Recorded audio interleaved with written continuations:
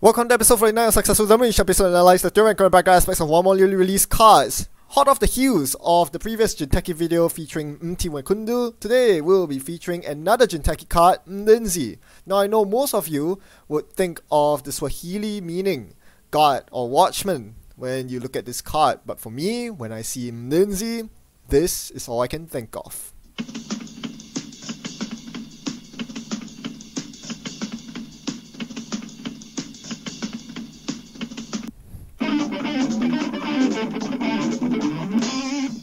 Well, the answer is 9.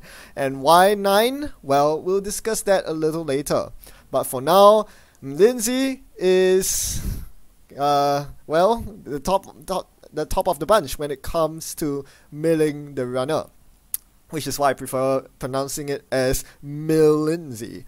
It really isn't worth playing unless you actually have a plan to mill the runner out. For those of you not familiar with the terminology, this means to reduce the runner's stack to nothing, which basically traps them into a flatline loss, because once they lose all the cards from their grip and their stack and they take any more damage, they get flatline. So you want to have that sort of plan in somewhere in your deck when you're playing Mlinzi, because of the way the subroutines work, right? Even though you can threaten a potential 6 net damage with Mlinzi, unfortunately, it does absolutely nothing if the runner decides to take the mills instead, to trash the top cards of the stack. And that it's not all that impactful. It doesn't slow them down, it doesn't reduce the runner's tempo, and doesn't have a very high chance of sealing the game out for the runner. Runners don't lose if they, take 9 cards off the top of their stack. Unless those 9 cards happen to mill some key breakers that they cannot recur, then sure. But most of the time that's not the case. So Mlinzi, as a face check, while seemingly punishing, is actually not the biggest deal. In fact, if you compare it to Anansi, which is very similar to Mlinzi, same faction, same base strength, same subtype in Sentry and AP that attempts to do damage, having 3 subroutines, Anansi is just superior. The damage is guaranteed. 1 net damage subroutine plus the 3 net damage from the encounter ending clause makes Anansi that much more painful to face check, and even speeds up the corp as they get to arrange their R&D and perhaps draw a card. Anansi is a lot more consistent than Mlinzi if you are looking for a nasty ice that can swing the tempo towards the corp's favor. So why play Mlinzi? Well, you have to play in the mill ID, which is none other than our favorite Potatoes Unleashed. So when we talk about mill decks, we like to talk about the concept of hit points. 1 hit point is 1 card from either the runner's grip or stack, which means that dealing 1 net damage or forcing 1 card to be milled off the top of the runner's stack is 1 HP of damage. However, when you look at Mlinzi subroutines, you realize that all 3 subroutines, whichever option the runner chooses, they deal the same amount of damage in Potatoes Unleashed. The first subroutine does 2 hit points of damage if they take the mill. If they take the net damage, they take 1 net damage, but they have to mill 1 card off the top thanks to Potatoes Unleashed. So either way, the runner suffering 2 hit points of damage. Plus 3 plus 4 is a total of 9 damage from a fully firing Mlinzi. And this is why I used the number 9 earlier. Mlinzi does 9 hit points of damage on 1 encounter, which is more than a lot of other ice in the game, especially when you consider the ice in the same price range in Jinteki, your Anansi, and of course DNA Tracker. All these ice, even when considering Potato Unleashed ability, only do 6 net damage each. 6 hit points of damage each. Mlinzi does 9 HP of damage, so that's a big improvement on these two. And this is a threat that the runners have to respect. The ability to chunk off a 5th of the runner's cards straight off the top of the deck is a huge swing for a deck that is attempting to mill the runner. Another good reason to run Mlinzi is that it actually becomes more threatening when the runner runs out of deck. Unlike other ice like Imor, which become dead when the runner runs out of deck. Imor just basically does nothing if the runner has no stack left. Mlinzi, on the other hand, because of the way the subroutines are worded, if they cannot afford to mill the cards from the stack because they have none left, they have to take the damage. At which point, Mlinzi becomes a straight up cold, hard 6 net damage ice. That's not something that the runner can afford to take.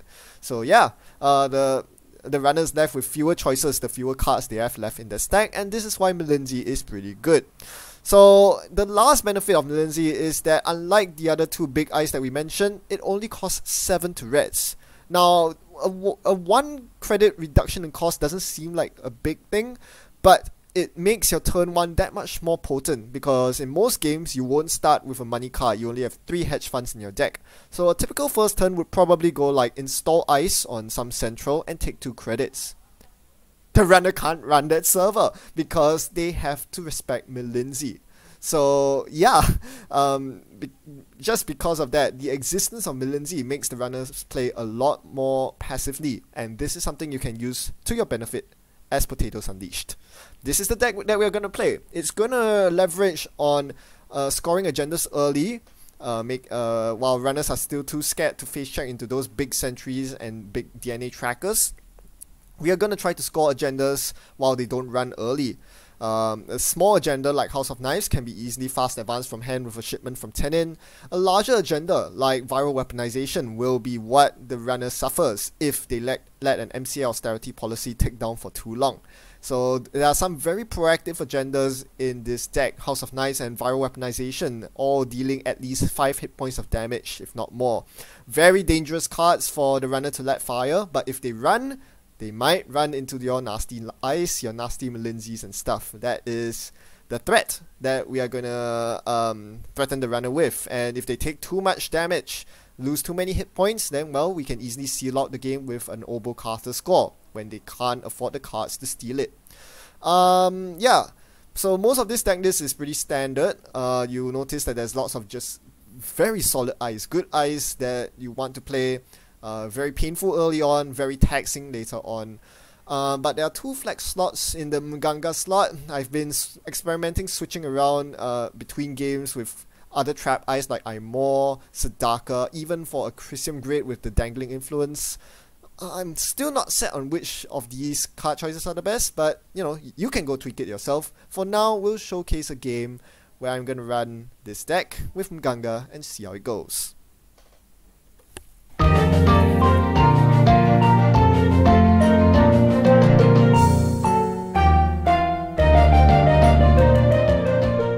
Today we are up against Theo playing Valencia with Clan Vengeance. So this should be an interesting matchup, as we'll soon see. If they attempt to take too much net damage, well, potatoes are going to be flying at Theo's face. They won't appreciate that very much. Now, the first thing we do is to ice HQ here because we have a valuable target in Viral Weaponization in hand. We cannot afford to let the runner steal it, and knowing that Theo's a good player, I'm sure he'll run my HQ a lot if I leave it open. I want the Viral Weaponization scored, not stolen. So I immediately set up my remote and attempt to get the scoring going. Because I have shipment from Tenant in my opening hand, I can score this from a never advanced state. If the runner doesn't run. That's a big if though, because as you can see, Theo's playing very aggressively with a Turning Wheel and Clan Vengeance running my R&D like there's no tomorrow. So I'm forced to ice up here with an Ike to hopefully punish him. Unfortunately, again, this is where, you know, there's the dynamic of the Clan Vengeance matchup. Ike is nice, is usually an awesome thing to fire. You're dealing 4 hit points of damage between the 2 net damage subroutines, but against Clan Vengeance, you're also powering up with the Clan Vengeance with power counters. I might lose my shipment from Tenant here. Theo doesn't fire the Clan Vengeance though, however, I'm not able to fire my shipment from Tenant either because he ran my R&D, ran through the IQ, made a successful run. So I'm looking here, I'm thinking, you know, he's just going to keep running R&D, powering through the IQ and getting Clan Vengeance tokens if I leave R&D exposed like this. I need more stuff on R&D. So instead, I'm going to ice up my remote. I'm not sure what I'm thinking here. That's a big mistake because you bet he's going to run R&D. So he installs Black Orchestra here. Yep, he's going to run through the Ike. The side game doesn't really matter here. We see a successful run, which means, oh dear, that is really bad. He sniped an Oboe Carter off the top of my R&D. Even though I flung a bunch of potatoes at him, he's had worse, he draws up. So no tempo loss there for for Theo, and now I'm in a very awkward spot where, you know, I've bled a whole bunch of agendas early despite seeing a lot of early ice. Maybe the R&D ice really should have been something more bulky like a Mlinzi or the Anansi in my hand, I don't know. Anyway, my opponent takes a turn to set up, which means that they didn't make a successful run. Without any actions from them, they want to get a full clan vengeance before firing it. It means that I can actually use my shipment from 10 in and double advance, allowing me to score the viral weaponization and emptying Theo's hand. So now he's down to 25 cards in his stack as he spends the next entire turn drawing up, giving me an opportunity to slide my MC austerity policy into the remote and start charging it up, forcing him to run my remote. Hopefully he'll have to run through my more taxing ice. Except that that's not happening because freaking the bloody hell Clan Vengeance is a card. Very bold decision to run my archives after that. I mean, that's typically what you do with Clan Vengeance, but very dangerous against a Potatoes deck, knowing that they run Breach Domes. Speaking of Breach Dome, I just drew one, so I slid it into my remote, hoping Theo would check it and face a nasty surprise of Big Ice into an ambush in Breach Dome. But instead, they're going to make the safe play of Omar into R&D. That's a very safe play because they don't have to worry about traps all that much, and well, they don't have to worry about ice at all. So with no ice, I'm basically forced to drop here until I find ice. And I get this is not exactly the ice I want to see right now. I want to see big ice. I want to see Anansis and Mlinzis, but instead I get an Mganga. That's a one-use ice. Okay, so I can impede Omar for a turn, but then archives will be left open again and they can keep rampaging. Well, we'll hope we can find better ice as the game goes on, but for now, the Mganga has to do. Of course, he Omar runs, and I'm forced to use Mganga here, doing a bit of damage to my opponent, but not quite enough. So, they do make the successful run on R&D here. I'm really hoping they don't hit an Obo Carter. I mean, if they do here, it's fine, but at this point, they are technically on match point as a single Obo Carter can just outright win them the game. And they divert their attention now to my server 1. Now this should be interesting. I only have money to res one ice, the outer Kakugo or the innermost Anansi. I chose the Anansi here, even though Kakugo is guaranteed damage and Anansi is not. I figured that taxing Theo's credits was the way to go here. Hopefully I can get him to pay a bunch of credits to break the Anansi, and he's forced to break all the subroutines, otherwise Anansi fires its after encounter ability. He sees the Breach Dome, he trashes it, so now my archives is finally loaded, and now I can start clicking for credits as Omar just continues rampaging through my archives, this time with the Find the Truth RNG key combo. Theo basically guarantees 3 credits or 2 cards per turn. That is not what you want to see at the corp. I'm basically forced to concede his very strong card draw / econ engine for 2 turns, and this is what is really doing me in right now. The fact that they can get RNG key triggers for practically free.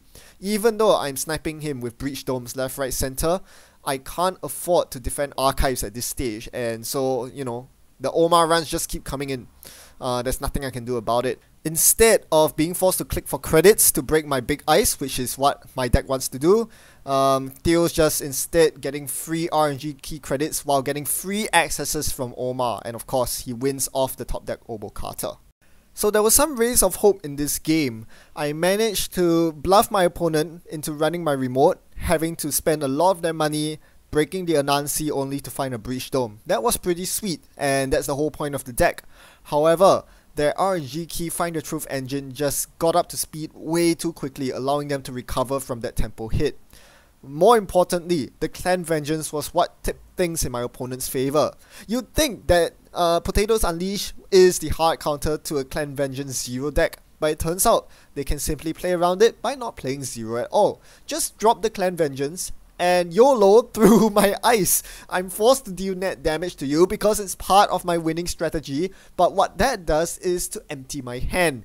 During the time when my opponent fired the Clan Vengeance, it was only one Clan Vengeance by the way, it was still more than impactful enough, tipping the scales in my opponent's favor, as it cost me a bunch of very useful cards. Preemptive action, allowing me to reshuffle cards that I need back into R&D, which also lowers the agenda density.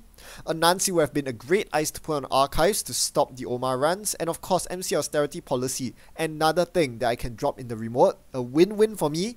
Either I incubate it and score an agenda of my own, or they challenge it and lose tempo in the process. Losing these 3 cards meant that I was 3 clicks behind. Those 3 cards were essentially 3 clicks of draw that I had to make up for, and yeah, I just never managed to recover from that. So Clan Vengeance, a very powerful card that got the better of my deck this time. Now you'll notice that this is a successful demo video on Mlinzi, but I never got to showcase it. So let's play a couple more games. I won't be showcasing the full games this time, however. I'm just going to show some more relevant portions of them.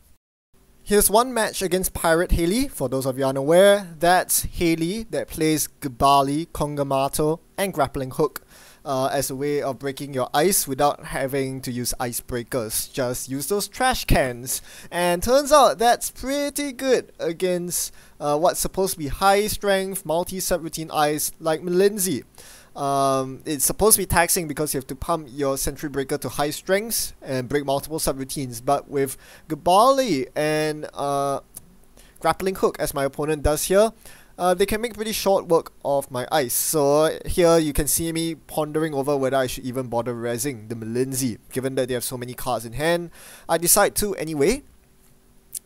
And we see how they're gonna break it. Well, it's an Obo Carter in the remote. I was hoping they would think it was an NGO front, but it is an Obo Carter, unfortunately. So it looks like our opponent's gonna get through it. They're gonna use Grappling Hook to break 2 of the 3 subroutines, and they're gonna preserve their Kongamato and the Gabali for the next piece of ice, instead allowing the first subroutine to fire, deal 1 net damage, or mill 2 cards. They take the mill 2 cards, and you can see this is where Mlinzi is kind of a bit weak, because the runner can choose to not break all subroutines when it's convenient for them, such as when using Grappling Hook or when using David. They can choose to break the more potent subroutines and only let the first subroutine fire, which is not that painful. Losing 2 cards off the top of your stack isn't a big deal when you're not running the remote frequently, and in this case it allows my opponent to preserve their board state, preserve their Gabali and Kongamato while stealing that Obo Carter. So Mlinzi not doing as much work as I would like right here, and Anansi would force them to break all the subroutines. Fast forward to the mid to late game, our opponent is running 2 copies of Levy AR Lab Access, as you would expect from Pirate Haley, and they have expended one of them and are about to use the second because they have made their way through the deck twice and are out of cards, as I snipe the second Levy from their hand with Kakugo, only for them to hit the Obo Carter at the end of my server with 3 cards remaining in hand. Of course, it's never a good feeling. Using your restricted slot for Levy means no Film Critic, but they could simply same old Levy, pass the turn over, and now I'm forced to score the Obo Carter here.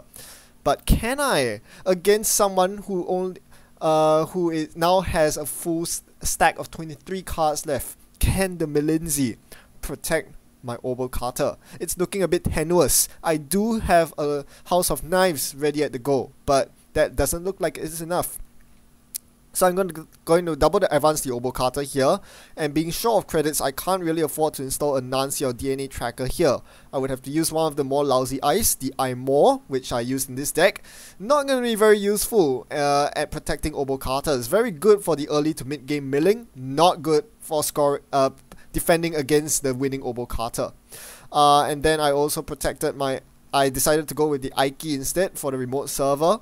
It does allow my opponent to potentially draw 2 cards, but we'll see how it goes. It depends on how many cards they run my server with. Now, it must be said that at this point, if there's one card that would basically save the Obo Carter for me, it's a Komainu. Komainu would be absolutely lovely in this matchup, where the runner tends to overdraw a lot before running. And short of a Grappling Hook, my opponent basically doesn't have the money to pay through a Komainu with 8 cards in hand. So any other ice just basically falls to the Gabali that you see on the table here.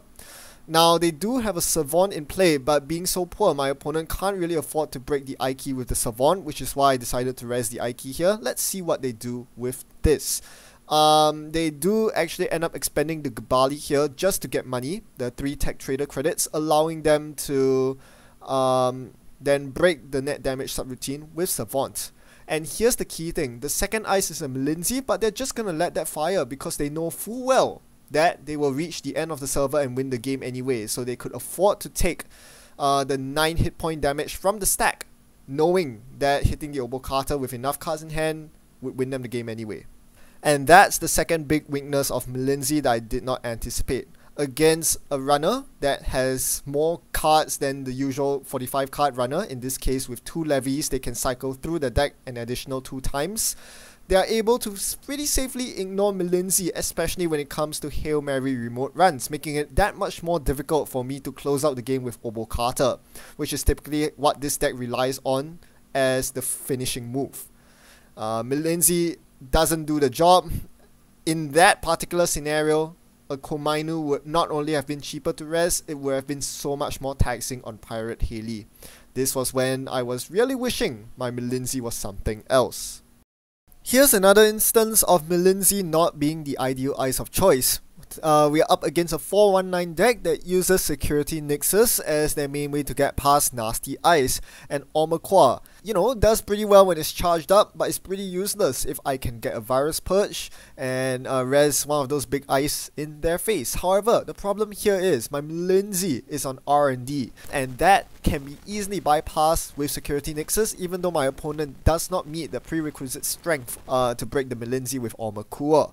So that's a big problem there, because now they're farming turning wheel counters for free and are not taking any punishment for it. Had the Mlinzi been an Anansi, now we'd be talking, because you can see on my HQ and archives, my opponent has no way to farm Omaqua counters. HQ is guarded by Anansi, which they cannot bypass without taking damage, and archives is guarded by breach domes. They cannot run archives to farm Omaqua counters. So if I had an Anansi on R&D, my servers would be much better locked up. Instead, they just go for a deep turning wheel dig on R&D for the win. You can usually use the excuse of small sample size as an argument against me when I make conclusions during my successful demos. But not this one. I was super motivated to play this deck multiple times simply because I thought it was good on paper. This Potatoes deck looked amazing. But after these games, I have to conclude that Mlinzi's bug was worse than its bite, in the sense that it's not really threatening once you actually see how tiny the little dog is. Because as it turns out, Mlinzi, even though it threatens the huge potential of 9 hit points of damage, unfortunately, once it's res, once the runner knows where it's at and finds the solution for Mlinzi, it becomes subpar to the other options you have in faction. I would prefer Komainu for a cheaper net damage sentry that protects Obokatas. I would prefer Anansi in those specific matchups where I'm against bypass like Security Nexus 419. And even the times where the runner doesn't want to break all the subroutines, they can afford to do so against Mlinzi simply because the first subroutine is not painful at all compared to the other two. So as you saw in the Pirate Haley game, they could choose to break the last 2 subroutines, let the first one fire because it was fairly inconsequential. Or they could simply run through the Mlinzi for a Hail Mary shot at your final agenda, as you saw that game. Or in the Anarch game, as we saw, and the other thing you can do is to simply avoid the big ice. Run the server that doesn't have Mlinzi, in this case, rebuff into Omar and use archives as an attack vector.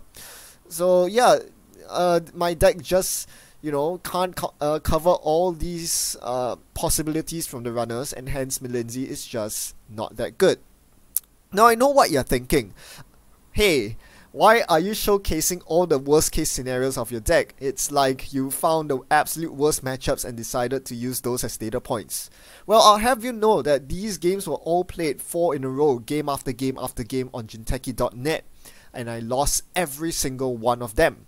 As it turns out, these decks are not specifically teching against Potatoes. It just so happens that the deck has cards that happen to do well against Potatoes. Like the Valencia player, for example, wasn't packing Clan Vengeance as an anti-PU tech, It was simply part of their strategy. Same thing with Pirate Haley. They are obviously running 2 copies of Levy AR Lab Access, and they're obviously running Claude because they're Shaper. So of course they're gonna have these answers against you. And of course, 419, why wouldn't you run a one-off Caldera in a criminal deck that can potentially get decked easily or get hit by damage? And of course, they're running Seika as their barrier breaker, and it so happens to do well against Kakugo. There was one other game which I did not air. This was up against a Kumalo using Rain and Reverie cards. They happen to have Hippo as well. Hippo is a general card that has users in other matchups as well. Happens to do very well against our Kakugo and our Mlinzi. Trashing all these big eyes for cheap. And they also were experimenting with DJ Fenris. As it turns out, DJ Fenris into Steve Cambridge is a pretty nasty counter to Potatoes, because they can simply use the 1 HQ run every turn to recur cards from their bin into their hand, thereby granting them extra hit points. You can see in the remove from game area, my opponent managed to recur 2 cards with Steve Cambridge, and 1 Hippo was removed from the game. So yeah, those extra hit points gave them the health they needed to close out the game. They used Hippo on my R&D Mlinzi to open a path into R&D, and even though it seems like I'm supposed to be winning, my opponent has no stack left, barely any cards in hand, they can't steal Obo Carters, but with repeated hammering runs on R&D, they eventually found the winning agenda in R&D. So there are lots of weaknesses to Potatoes, lots of weaknesses to Mlinzi, lots of counters in the card pool. You just can't lean into it very heavily at all. Yeah, that's what I find the problem is that most decks just have some way or another to deal with Potatoes, and the power level of Potatoes is just not there yet. At least not with this deck, to consistently win against most decks across the field. Maybe there's some other more competitive variants of Potatoes, probably those that don't try to score aggressively like I do. Here's one example. This deck came in 3rd place at US Nationals, and what I find most striking about it is that even though I believe the pack legality was up to Kampala Ascendant, meaning Mlinzi was legal, you can notice that the Ice Suite doesn't have a single shred of Mlinzi at all. Instead, they eschew all the big eyes, the DNA trackers and the Anansis for small eyes that cost 5 or less to res, so that they can spend their other money on, more productive stuff like snares, stuff like Hokusai, more reliable sources of net damage that simply can't be countered by certain tricks that runners have. And perhaps that's the way to go with PU.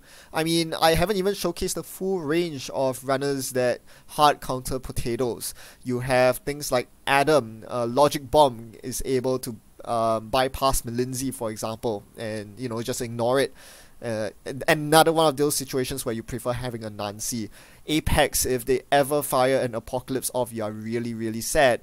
Really unlikely, given that you have a lot of damage, but they do have Heartbeat. I'm talking mini factions, but as you can see, I've played against all 3 main factions: Clan Vengeance, Valencia, Pirate Haley, a 419 Criminal, and yeah, this just doesn't hold up. It feels very unfortunate. I'm very sad saying this, but, well, perhaps my deck just isn't up to scratch. Maybe you can find a better Potatoes variant out there that uses Mlinzi better. Just keep in mind of all these counters to Mlinzi, because it isn't as sweet as I thought it was.